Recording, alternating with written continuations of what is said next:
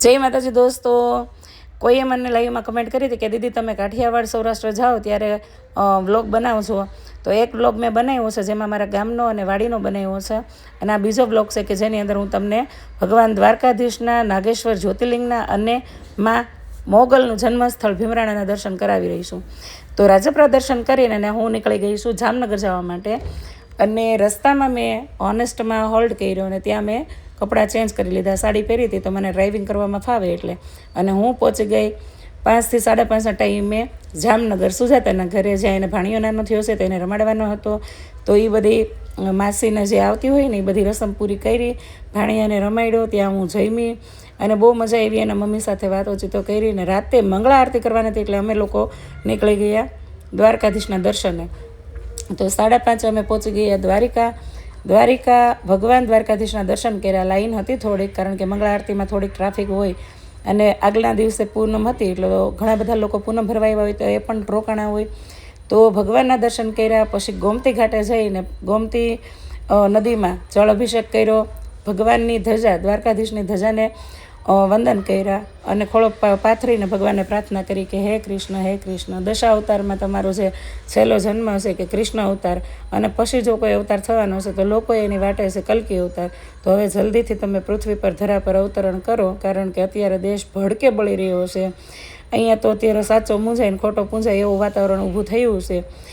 કેટલા લોકો પીસાઈ રહ્યા છે, તમારા ભક્તો, નાની બાળાઓનો રેપ થઈ રહ્યો છે.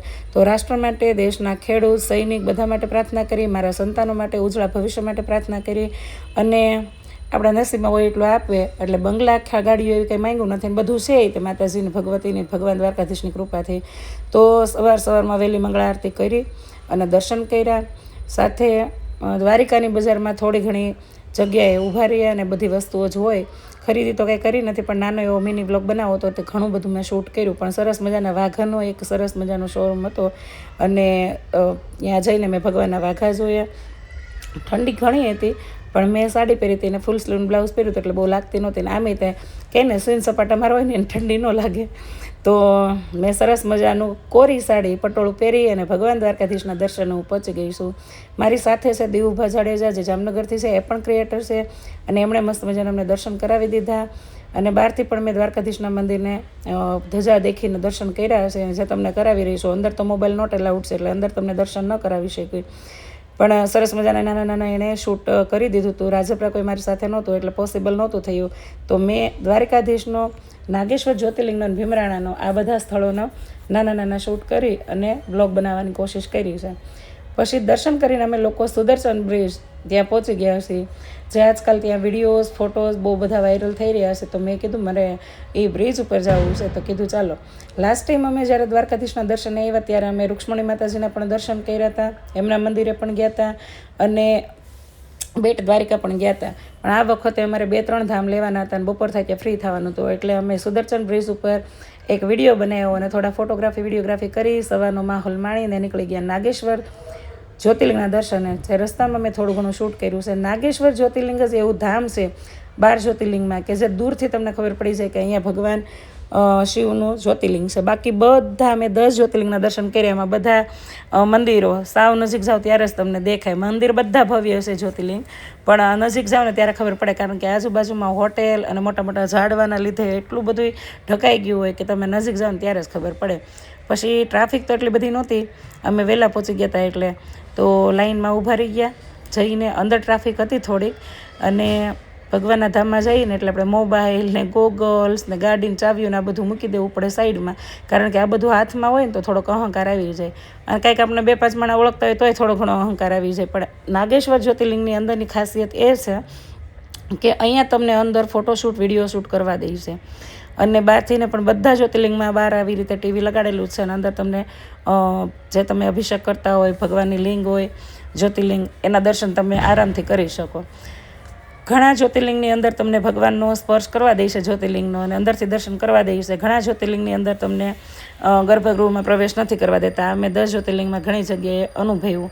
પણ નાગેશ્વરની અંદર એક વસ્તુ મને બહુ જ ગમી કે કેટલું સુંદર અને મસ્ત મજાનું જ્યોતિર્લિંગ છે, જે તમે જોઈ શકો છો. જુઓ, ઉપર ઘુમંટમાં પણ 12 જ્યોતિર્લિંગના દ્રશ્યો આપ્યા છે, અને સરસ મજાનું શૂટે કરવા દીધું છે અંદર. નહીંતર કોઈ પણ જ્યોતિર્લિંગમાં અંદર કે મોબાઈલ અલાઉડ નથી, અને હોય તોય તે શૂટ તો નથી જ કરવા દેતા, પણ અહીંયા અમને શૂટ કરવા દીધું. તો ઘણું બધું શૂટ દીવુભાઈ કરી દીધું છે. અહીંયા પણ મેં પ્રાર્થના કર્યું છે. અમે અભિષેક અહીંયા કર્યો નથી, પણ મેં ઉજ્જૈન, મહાકાલેશ્વર અને ત્રયંબકેશ્વર, ભીમાશંકર આ 2-3 જ્યોતિર્લિંગે અંદર મેં મહાઅભિષેક કર્યો છે ભગવાનને. તો પ્રાર્થના કરી ખોળો પાથરીને ઈશ્વરને કે જીવને આખરે શિવ સાથે જ મળવાનું છે. તો આ અહંકાર ભરી દુનિયામાં અહંકાર ન સ્પર્શે અને કોઈ સ્વાર્થ કે લાલચામાં ન આવી એનું ભગવાન તમે ધ્યાન રાખજો. સતત તમારી હારે રહેજો. જીવન લક્ષ્યમાં અમે પાર ઉતરી અને સફળ થાય એવી તમે અમારી ઉપર કૃપા બનાવી રાખજો. આવી પ્રાર્થના કરી, ભગવતીને પ્રાર્થના કરી. એક વસ્તુ યાદ રહે કે જ્યારે તમે જ્યોતિર્લિંગના દર્શને જાઓ એટલે સાથે ત્યાં શક્તિપીઠ હોય જ, મા ભગવતી બિરાજમાન હોય, તો આપણે એમના દર્શન કરવા. પાછળ તમે જોઈ રહ્યા છો તો બધા મારા ફેન્સ છે જે અમને જોઈ રહ્યા છે. તો બહુ બધા ફેન્સ લોકો મળ્યા, પણ માતાજીને પ્રાર્થના કરી, મસ્ત ચંદન તિલક કરાવ્યું અને પછી અમે ત્યાંથી બહાર નીકળી ગયા. બહાર મસ્ત ભગવાનની શિવ મૂર્તિ છે, જે તમે નાગેશ્વર જાઓ એટલે તમને પહેલાં એ જ જોવા મળશે. બાજુમાં છે ભગવાનનું મંદિર. અમે લાસ્ટ ટાઈમ જ્યારે નાગેશ્વર આવ્યા ને ત્યારે મને બહારથી ટ્રાફિક દેખી ગઈ હતી, એટલે હું અંદર ગઈ નહોતી. હું જે જ્યોતિર્લિંગે ગઈ ત્યાં બધીએ મેં ચંદન તિલક કરાવ્યું જ છે. ચંદન તિલક કરાવવાના 2 ફાયદા. એક તો એટલું બધું ઠંડુ શીતળ હોય ને એની વાત પૂછવામાં મજા જ એવા કરે એની સ્મેલ ને એના લીધે. અને પછી આપણે બહાર આવીને પાછા સીન સપાટા માર્યા હશે, ગોગલ્સ બગલ ચડાવીને ફોટોગ્રાફી વિડીયોગ્રાફી કરી થોડી ઘણી. અને જો આ મારું વર્ક છે. ઘણા એમ કે તમે અહીંયા વિડીયો બનાવવા જાઓ છો કે તમે દર્શન કરવા જાઓ છો. ભાઈ, દર્શન કરવાના ટાઈમે દર્શન કરી લીધા હોય, ભગવાનને વ્યવસ્થિત પ્રાર્થના કરી લીધી હોય બધું સાઈડમાં મૂકીને, અને પછી આપણે ફોટા વિડીયા ત્યાં જઈને શૂટ કર્યા હોય. એટલે આવી કોઈ દોઢુડાયું ન થવું, બરાબર. આ બાને ઘણા બધા લોકો ઘરે બેઠા ભગવાનના દર્શન કરી શકે છે અને ત્યાંની જગ્યાઓને નિહાળી શકે છે. અમારી જેવા ક્રિએટરો જતા હોય ને એના લીધે. તો આ બધી વસ્તુ અમારું વર્ક છે અને કામ છે. પછી અમે પહોંચી ગયા, રસ્તામાં આવતું હતું મોગલધામ. તો મોગલધામ પહોંચ્યા એ પહેલાં મને કીધું દીવુભાઈ કે વચ્ચે માતાજીનું જન્મસ્થળ આવે છે તો હું સાડી ન બદલાત. તો રસ્તામાં મેં સાડી બદલી લીધી હતી, પણ છતાં એવું વિચાર્યું કે ચલો ફૂલ કપડાં જ પહેર્યા હશે પણ મારે જવું જ છે. પછી અહીં ક્યારે અમે આવી, તો હું અહીંયા માતાજીના દર્શને પહોંચી ગઈ છું. માતાજીના મંદિરે એક વસ્તુ મને બહુ જ ગમી કે ત્યાં જ બોર્ડ મારેલું છે. ઘણી બધી જગ્યાએ એવું બોર્ડ માર્યું હોય કે ફોટોગ્રાફી વિડીયોગ્રાફી ન કરવી, પણ આવા બોર્ડ મારવા જરૂરી છે કે જેમાં લખેલું છે સાફ સાફ કે અંધશ્રદ્ધામાં ન પડવું અને દોરા ધાગામાં ન પડવું, ધૂણવામાં ન પડવું. આવું બધું ચોખ્ખું લખ્યું છે. તો આને કહેવાય મંદિર, જ્યાં સમાજને સાચો સંદેશ જાય. તો મંદિરની વ્યવસ્થા, ચોખ્ખાઈ અને શાંત વાતાવરણ જોઈને મને તો બહુ મજા આવી. ત્યાં હું થોડી ખોટી થઈ, ઘડીક પ્રાર્થના કરી, બેઠા, અને સરસ મજાનું સવારનું વાતાવરણ હતું. તો બહુ જ મજા આવી દર્શન કરવાની. ત્યાં એક દાદા હતા જે જોરથી મસ્ત મજાની ધૂન ગાતા હતા. તો થોડીક વાર એની સામે જોયું કે જો ધરતી કોઈ ટકી હોય ને તો આવા ભોળા ભક્તોના લીધે, પ્રેમીઓના લીધે, સતી જતી શુરા એના લીધે.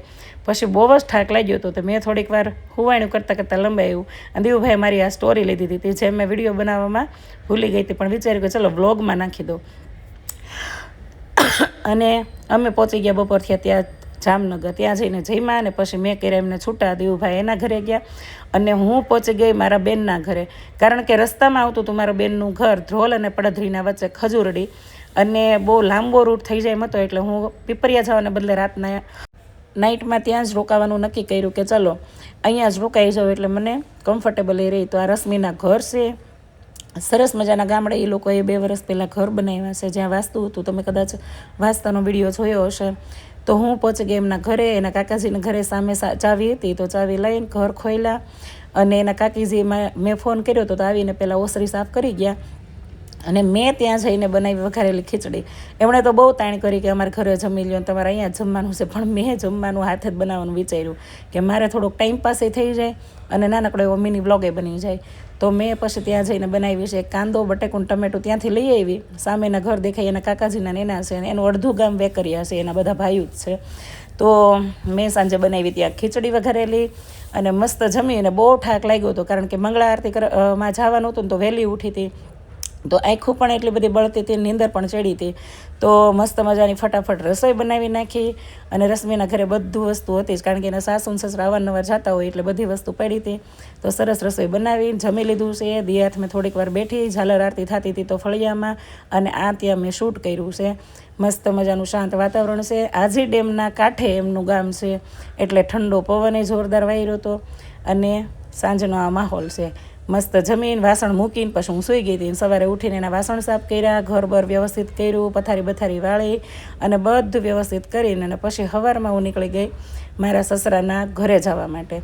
જે તમે લાઈવમાં અને અથવા તો સ્ટોરી સ્ટેટસમાં તમે જોયા હશે વિડીયોઝ કે પછી મને અમરેલી સુધી કેટલા બધા હથવારા મળ્યા અને ઘણા બધા લોકોને હું બેસાડતી ગઈ અને સરસ મજાનો મારો ટાઈમ પાસ થઈ ગયો. અને હું આખરે અમરેલી એક મારા મિત્રની ત્યાં બપોરે જમી અને સાંજે પહોંચી ગઈ અમારા ગામ પીપરિયા, જે તમે વ્લોગ આગળ નો જોયો જ હશે.